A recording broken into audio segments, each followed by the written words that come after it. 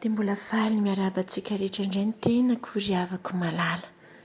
Mankasitraka ny tompo amin'izao fotoana mamy izao. Fa te-teny amintsika indray izy dia ndao hiary hivavaka isika ry havako. Mankasitraka Kristy mpanjaka.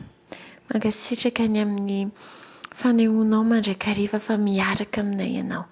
Tsy mamelona eo kambo tokoa ianao, fa ny fanahinao dia ataonao ato anatinay izay mino anao, izay mampianatra anay, izay manolontsaina anay, manoro anay ny lalam-pamonjena, ahafahana Jesosy malala ihany koa mizotra am-piadana sy am-pifaliana amin'ity lalana izay zoranay ity tompo malala.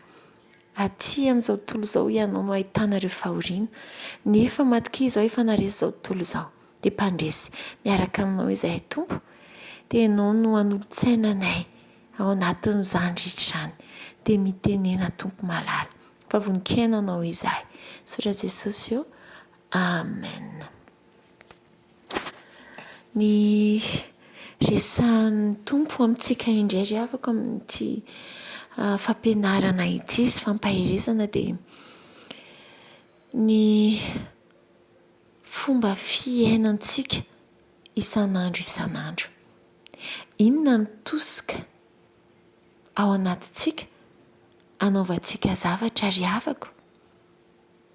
Averiko indray mandeha ilay fanontaniana ataon'ny tompo apetrakantsika ao anatintsika. Inona ny tosika maniry antsika hanao zavatra anankiray. Dia ndao ange jerena ny Galatiana 1:10 ry havako malala. Amin'ny anaran'i Jesosy. Ary ankehitriny olona va no ilako fitisan'Andriamanitra? Sa mila sitraka amin'olona? Raha mbola mila sitraka amin'olona dia tsy mpanompon'i Kristy. Amen. Dia tsaroako eto koa ny tenin'i Petera rehefa nisakanan'ireo fariseo sy mpanoran-dalàna ireo londohan'ny mpisorona ireo izy. Tsy hitory ny anaran'i Jesosy intsony dia hoy izy hoe fa iza no tokony ekena? Andriamanitra no tokony ekena mihoatra noho ny olona. Ry havako malala. Matetika tokoa isika ny tosika izay mampirisika antsika hanao zavatra dia indraindray ny na fahatahorana ny olona, na filana sitraka amin'ny olona, na te ampifaly ny olona. Te hanintsy antsika indray ny tompo ry havako malala. Mangeja antsika izany. Tena mangeja antsika izany.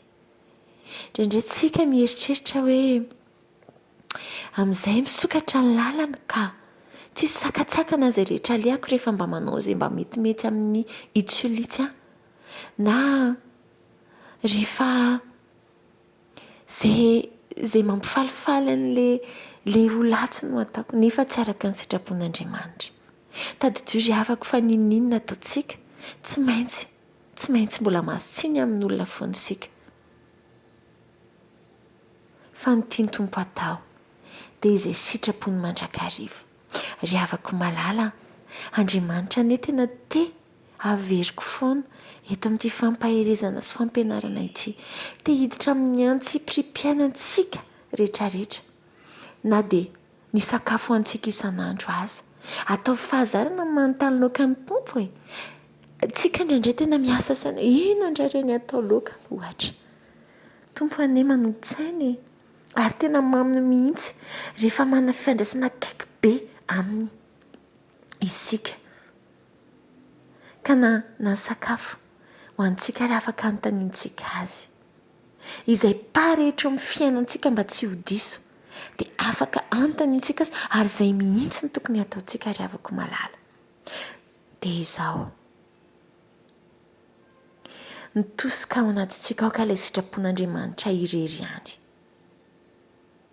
Aoka ilay sitrapon'Andriamanitra irery ihany na dia tsy tian'ilay olona hafaza.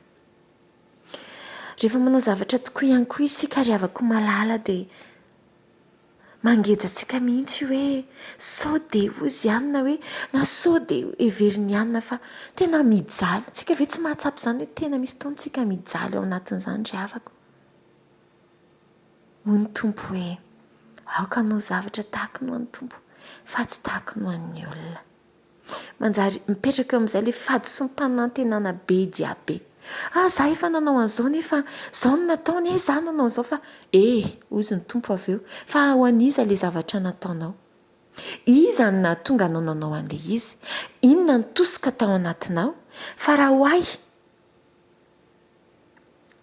tsy diso fanantenana mihitsy anao fa faly mankasitraka anao. Fa raha ho an'olona kosa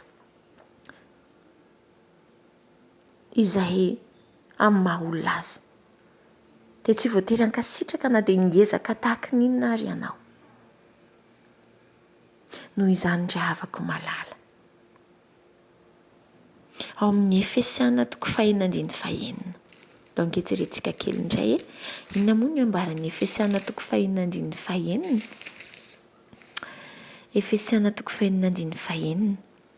Tsy amin'ny fanompoana maso tahaka ny mpila sitraka amin'ny olona fa tahaka ny mpanompon'i Kristy manao izay sitrapon'Andriamanitra amin'ny fo.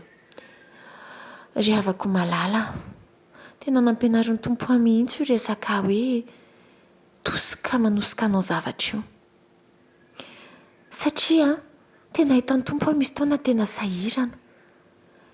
Manao zavatra kely mieritreritra hoe tiako no mety sy atao.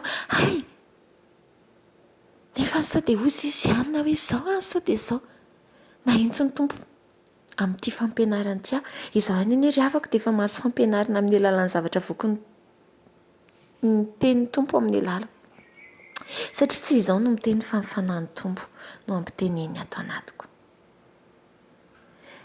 Rika, ity zavatra ity nataonao, inona ny tosika tao anatinao?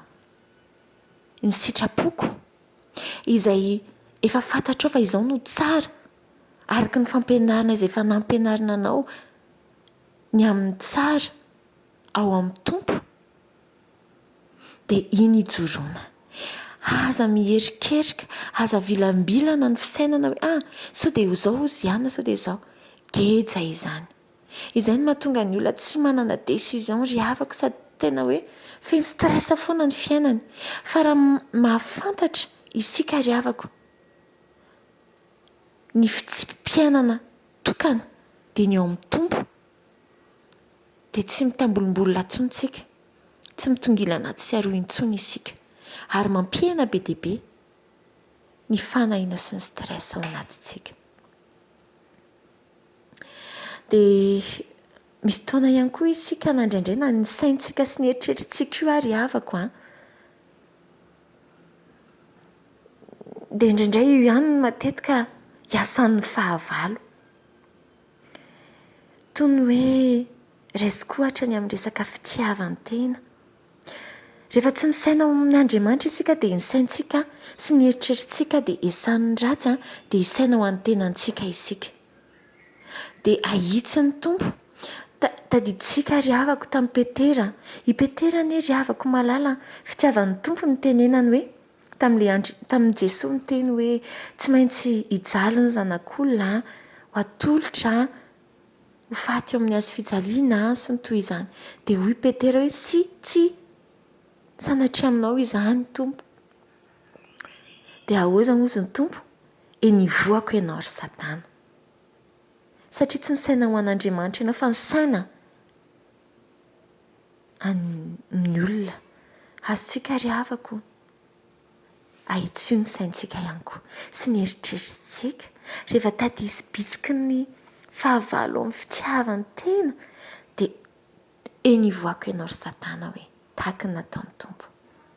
Ry havako, ampiasain'ny tompo ity mpanompony ity ampaherisika ao anatin'izao cheminement miala tsiny indrindra ry havako amin'ny fifangaroan'ny teny vahiny sy ny teny gasy fa indraindray ilay teny vahiny izany ohatran'ny hoe malaza azy bebe kokoa ety an-tany izao, voyage-tsika ety an-tany izao.